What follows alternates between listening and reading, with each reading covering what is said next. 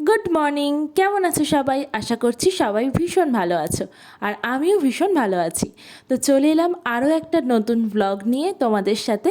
তো তোমাদের সবাইকে ওয়েলকাম আমার পিকুস ওয়ার্ল্ডে। তো দেখো, এখানে একটা ইঁদুর বাচ্চা বিস্কুট খাচ্ছে। এই ঘটনাটা তোমাদের সাথে আজকের ভিডিওতে শেয়ার করব। তো এটা ছিল হচ্ছে শুক্রবারের সকাল, শুক্রবার হচ্ছে 8 তারিখ, ছিল হচ্ছে শিবরাত্রি। তো সকালে যেমন ঘুম থেকে উঠি, 6টা সাড়ে 6টায় ঘুম থেকে উঠে গেছি। তো তারপরে আমি 7:30 8টা থেকে ব্লগটা শুরু করেছি। ইনি হলেন আমার মামি। এই মামা বাড়িতেই আমি ছোটোবেলা থেকে থাকি। কেন থাকি সেটা তোমাদের সাথে কোনো একদিন অন্য কোনো ব্লগে অবশ্যই শেয়ার করব।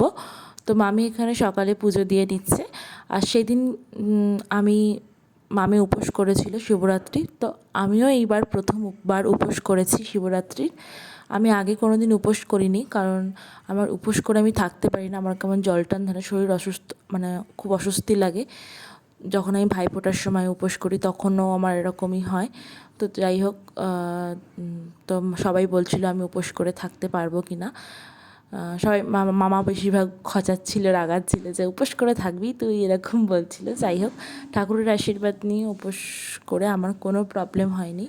ঠাকুরকে স্মরণ করেই আমি ওই দিনটা শুরু করেছিলাম। এলাম ঠিক আছে, যা হবে দেখা যাবে। তো সারাদিনের যেহেতু উপোসের ব্যাপার, তো যাই হোক, তো এখানে দিদা হচ্ছে পাশের বাড়ি থেকে একটা মামি এসে দিদাকে কতগুলো মাছ দিয়ে গেল। তো আমরা যেহেতু সবাই উপোস করেছিলাম, তো দিদা বলল ঠিক আছে, মাছগুলো আমি বেছে দিচ্ছি।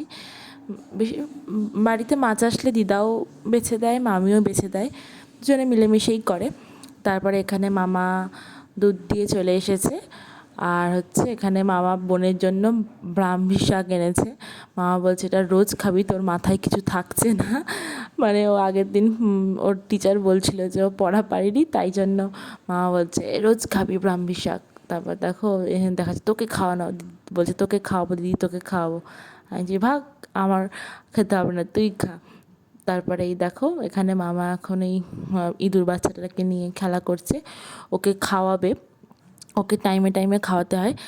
এই ঘটনাটা তোমাদেরকে আজকে বলি, চলো। তো শিবরাত্রির প্রায় 5-6 দিন আগে, তো মামাদের এই বারান্দাটা যেখানে মামা এখন বসে আছে, ওটা হচ্ছে টালির চালের। তো ওখানে অনেক ইঁদুরের বাসা আছে। তো একদিন ওখানে সাপ ঢুকেছিল। তো তখন ওই বড় ইঁদুর, মানে ইঁদুর বাচ্চার মা, সাপকে দেখে হুড়োপাড়া করে নিজের সন্তানকে সরাতে গিয়ে, ইঁদুর বাচ্চাগুলোকে সরাতে গিয়ে একটা ইঁদুর বাচ্চা নিচে পড়ে গেছিলো। ইঁদুর বাচ্চাটা যেই নিচে পড়ে গেছে, ওর মা আরও লাফালাফি শুরু করে দিয়েছে যে বাচ্চা নিচে পড়ে গেছে, মানে আমাদের বারান্দায় পড়ে গিয়েছিল। তো তখন সেদিনকে মামা ওকে আবার শোলা করে ওই আবার ওই টালি চালে ধরলো। আর কি সুন্দর ওর মাটা এসে ওকে আবার নিয়ে চলে গেল। মানে সত্যি দৃশ্যটা দেখার মতো। তাই দিদা বলছে যে এটাই হচ্ছে মা। আমি বললাম হ্যাঁ, সবার মাই তো সমান। সেটা একটা পশু হোক, একটা পাখি হোক, যেই হোক না কেন, একটা যে কোনো মাই হচ্ছে তার সন্তানকে সবসময় আগলে রাখতে চায়। তো তারপরে এটা হলো প্রথম দিনকার ঘটনা। তারপর আবার ইঁদুর, সাপটা যেহেতু লোভ পেয়ে গেছে যে এখানে ইঁদুর আছে, ইঁদুর ধরার লোভে সাপটা আবার এসেছে। আবার সাপটা এসেছে, এসে আবার ইঁদুর ধরবে, মানে এরকম ইঁদুর ধরবে বলে এসেছে। তো সেদিনকে এই ইঁদুরের বাচ্চাটা আবার ওর মায়ের মুখ থেকে হয়তো পড়ে গেছে। ওটা পড়েছে কিনা জানি না, এটা হচ্ছে অন্যও হতে পারে, ঠিক জানি না। কিন্তু সেদিনকে ওর মা ওকে আর নিতে আসেনি, জানি না কেন হিসেব মেলেনি ওর মায়ের, যে পড়ে গেছে ওর মা বুঝতে পারেনি, সেটাও জানি না। তো তখন ওর মা ওকে নিতে এসেছে, নিতে আসেনি সেদিনকে ওর মা ওকে। তো তারপরে মামা বললো এইটুকু বাচ্চা, চোখও ফোটেনি, কানও ফোটেনি, কোথায় দেবে ফেলে। তো তাই জন্য মামা বলে একে রেখে দে। তো এটা হচ্ছে দেখো একটা জামা কাপড়ের বাক্স, জামা কাপড়ের বাক্সের মধ্যে ওকে রেখে দেওয়া হয়েছে একটা জামা দিয়ে।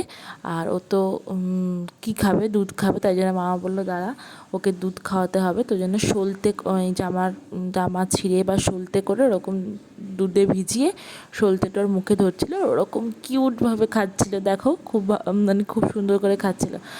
আবার সরিয়ে নিলে এরকম এরকম করে মাথা নাড়াচ্ছিল, মানে আরও খাবে এরকম একটা ব্যাপার। তারপরে খাওয়ার পরে আবার কি সুন্দর মুখ, মানে ওরা তো মুখ আঁচায়, এরকম করে মুখ আঁচাচ্ছিল, হেভি কিউট লাগছিল। তো ওকে নিয়েই এখন সারা বাড়ি মাতামাতি। দিনে 4 বেলা 5 বেলা করে ওকে খাওয়াতে হয়। বোন কোলে নেয় একবার, আমি কোলে নিই একবার। মানে এটা আলাদাই এক্সপিরিয়েন্স, যেটাই বলো না কেন। মামাদের বাড়িতে নাকি আগে ইঁদুর ছিল, তো আমি দেখিনি, মানে আমার জন্মের আগে আর কি। তারপর আমার জন্মের পরে এই প্রথম মামাকে দেখলাম এরকম ইঁদুরকে এরকমভাবে খাইয়ে দিচ্ছে। তো মামা একে খুব আদর করে। তো তোমাদেরকে দেখাবো সাপটা কীভাবে ঢুকেছে, তাও আমার একটা ছোট্ট ক্লিপ আছে, তোমাদেরকে দেখাবো। এখানে আমার বোন তো সারাক্ষণ ওই নিয়েই পড়ে থাকে পড়াশুনো বাদ দিয়ে। এই দেখো ও এরকমভাবে এরকম বারান্দায় পড়েছিল, আর এই যে সাপটা দেখো তোমাদেরকে দেখাচ্ছি জুম করে। তো এইভাবে সাপটা তখন ওখান দিয়ে যাচ্ছিলো আর ইঁদুরগুলো লাফালাফি করছিল। তো ওইভাবেই হয়তো কোনোভাবে ওর মায়ের কাছ থেকে পড়ে গেছে। তো ও তখন চোখও ফোটেনি, কানও ফোটেনি। তো ওকে কোথায় মামা পাঠাবে? মামা বললো ওকে কোথায় দেবো? ওর মাও তখন আগের দিন যেমন ওর মা নিতে এসেছিলো, মা এসে লাফালাফি করছিল ওই বারান্দার কাছে এসে, কিন্তু সেদিনকে ওর মাও আসেনি নিতে। তো যাই হোক, সেদিন থেকে আমরা রেখে দিয়েছি। আর এখানে আমার বোন আমাকে করে দিচ্ছিল হচ্ছে ফেসিয়াল ঠিক না, এটা হচ্ছে বেসন আর হচ্ছে দুধের মাঠা দিয়ে আমাকে লাগিয়ে দিল, বললো আমি লাগিয়ে দেবো। আর এখানে হচ্ছে ও নিজে লাগালো, বললো আমিও লাগাবো। দুধের মাঠা আর বেসন লাগালে মুখটা খুব ফ্রেশ লাগে, মানে মুখের ময়লাটা উঠে যায়। জানি না কার কতটা কী হয়, তবে আমি এটা প্রায় করি। আর কিছু মেশাইনের মধ্যে, শুধু বেসন আর দুধের মাঠা। আমরা দুজনেই মুখে লাগিয়ে ভূত হয়ে গেছি। বোনকে বলছিলাম দেখ আমরা দুজন ভূত, আর ও পাশ দিয়ে মামি বলছিল ওইসবই কর, ওইসবই হবে তোদের দ্বারা।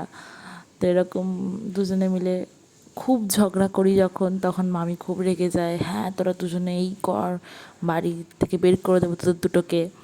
তারপরে দেখো এখানে এই দাদুটা হচ্ছে প্রায় মানে ছোটোবেলা থেকেই দেখে আসছি, আমাদের বাড়িতে আসে এবং ওই চুলের ফিতে, তারপরে হচ্ছে ক্লিপ, কানের এইসব নিয়ে আসে, লিপস্টিক, নেল পালিশ আগে নিয়ে আসতো। তো আগেই দাদুর কাছ থেকেই তো নিতাম, এখন দোকান থেকে নিয়ে দাদুটা সবসময় আসে না।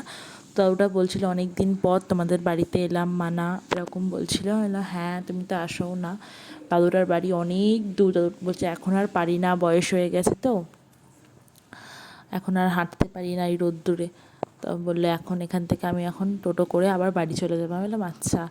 তো এটা হচ্ছে বোনের চুল বাঁধার জন্য ফিতে নিল, কালো ফিতে।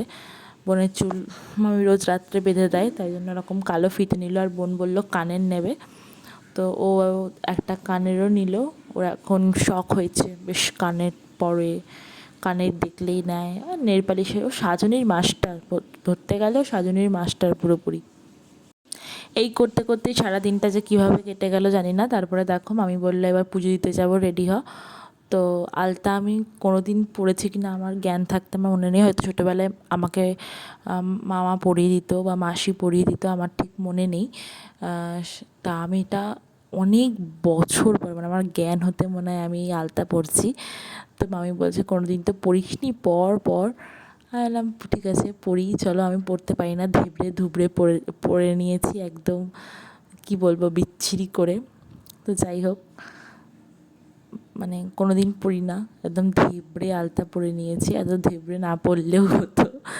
যাই হোক, এই আঙুলগুলো আমাকে বোন বললো এরকম করে পর, ওই পরিয়ে দিয়েছে। তো এখানে আমরা রেডি হয়ে গেছি, আমিও যাওয়ার জন্য একদম তৈরি।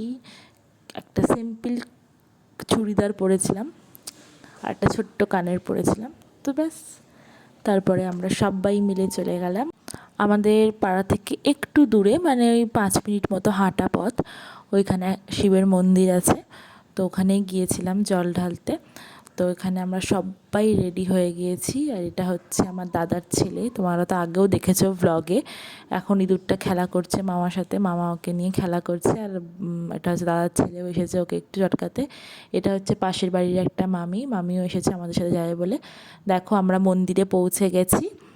তো প্রচণ্ড ভিড় ছিল, কি করব, প্রায় আমরা তখন গেছি 9টার সময়, তখন এত ভিড়, রাত্রির 9টায় তখনও প্রচুর ভিড়, যেহেতু আজ এবারে দেরি করে লেগেছে চতুর্দশী। তো যাই হোক, আমরা এখানে বসে আছি, ওরা দুজন মিলে খেলা করছে। মামি বলছে আর ভালো লাগছে না, সত্যি তখন আর ভালো লাগছিলো না, কেমন ক্লান্ত লাগছিলো। তাহলে অবশেষে 9টায় গেছি, 11টার সময় মন্দিরে ঢুকতে পেরেছি। তারপর তারা তাড়াতাড়ি করে সবাই তাড়া দিচ্ছিলো, আরও অনেকে ছিল, তো বলছিল তাড়াতাড়ি সবাই নাও একটু, সবাই আছে। তো তারপর আমরা তিনজনেই একসাথে পুজো দিতে বসে গিয়েছিলাম, কারণ অনেক লাইন ছিল। তো সবাই তখন বলছিল যে 2জন 3জন করে দাও। তো আমরা যেহেতু 3জন একসাথে দেবো, তো মামি বলে দিচ্ছিলো, মামি সব দিয়ে দিচ্ছিলো, ফুলগুলো দিয়ে এখানে ওখানে মামি বলে দিচ্ছিলো প্রথমবার।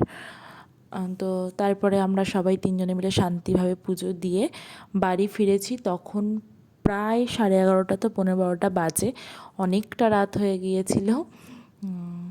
কী আর করা যাবে, অনেক লাইন ছিল সব মন্দিরেই। আরও 2টো মন্দিরে আমরা ঘুরে এসেছি, সব মন্দিরেই প্রচণ্ড ভিড় ছিল।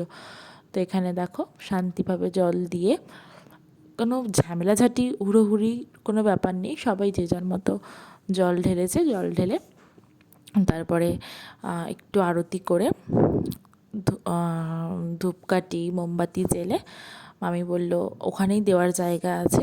তো খুব ছোট বড়, খুব মানে জায়গাটা খুব ছোট, খুব একটা বড় নয়। তো ওখানেই খুব সাবধানে দিতে হচ্ছিলো, কারণ চারিদিকে মোমবাতি আর ধূপকাঠি জ্বলছিল। তো যাই হোক, তারপরে এখানে দেখো 3জনে মিলেই একসাথে পুজো দিয়ে তারপরে এবার বাড়ি ফিরলাম আমরা সবাই। বাড়ি ফিরতে ফিরতে আমি আর বোন মিলে একটু ঢং করে নিচ্ছিলাম, হাত ধরে একটা গান করছিলাম। মামি বলছে এই সবই হবে। তারপরে বাড়ি এসে ওরা মাখতে বসে গেছিলো সাবু। তো আমাদের রাত্রে তো সাবু আর ফল প্রসাদ খেয়েছিলাম। এটা হচ্ছে পরের দিনের সকাল, মানে 9 তারিখের সকাল, শনিবার সকালেও ঘুম থেকে উঠে পড়েছি 7:30 নাগাদ। তো উঠে পড়েছি 7টা 7:30 নাগাদ ঘুম থেকে উঠে পড়েছি। তো বোন এখানে স্নান করে চলে এসেছে পুজো দিতে, আর আমিও ওদিকে স্নান করে নিয়েছি। বাড়ি থাকলে ওই পুজো দেয়, ও পুজো দিতে খুব ভালোবাসে। সকাল সকাল ঘরের ঠাকুরকে পুজো দিয়ে আমরা 4জনে গিয়েছিলাম। আমাদের পাড়ারই একটা মন্দির আছে, শীতলা মায়ের মন্দির, সেখানে একটা ছোট্ট শিবলিঙ্গ আছে। তো সেখানে জল ঢালতে গিয়েছিলাম। এখানে বোন বলছে দিদি দেখ এগুলো আমাদের গাছের ফুল। আমি বললাম হ্যাঁ জানি। তো বললো দেখ ঠাম্মি তুলে রেখেছে। তো আমার দিদাই তোলে, ওর ঠাম্মি হয়, আমার তো দিদা হয়। তো এখানে সকাল সকাল পুজো সেরে আমি আবার রেডি হয়ে চলে গেলাম আমাদের পাড়ার মন্দিরে পুজো দিতে। তো সেখান থেকেও পুজো দেওয়া হয়ে গেল। তো এইভাবেই দিনটা কেটে গেল। উপোস করে কোনো অসুবিধাই হয়নি, মানে শিব মনে হয় আমার প্রতি প্রসন্ন হয়ে গেছে যে না, প্রথমবার উপোস করেছি। সত্যি কোনো কষ্ট সেভাবে হয়নি, কোনো জল টানো ধরেনি, সারাদিন উপোস করেই থেকে গিয়েছিলাম, কোনো অসুবিধাই হয়নি। যাই হোক, তো সবার শিবরাত্রি কেমন কাটলো তোমরা সবাই কমেন্ট বক্সে কমেন্ট করে জানাও। আমার শিবরাত্রি এভাবেই কেটেছে, মানে আমার নয়, আমাদের শিবরাত্রি এভাবেই কেটেছে। তো চলো, ভিডিওটা ভালো লাগলে অবশ্যই একটা লাইক কমেন্ট আর শেয়ার করে দিও। আর খুব শীঘ্রই আরও একটা ব্লগ আসছে, সেই ব্লগটাও তোমাদের সাথে খুব শীঘ্রই শেয়ার করব। জানি না কবে, মানে কতদিনের মধ্যে শেয়ার করব, তবে শেয়ার করব। তো তোমাদের ভিডিওটা ভালো লাগলে অবশ্যই একটা লাইক কমেন্ট আর সাবস্ক্রাইব করে দিও চ্যানেলটাকে, পিকুজ ওয়ার্ল্ডকে। তো চলো, দেখা হবে আবার একটা নতুন কোনো ব্লগে নতুনভাবে। তো ততক্ষণ সুস্থ থাকো, ভালো থাকো, টাটা।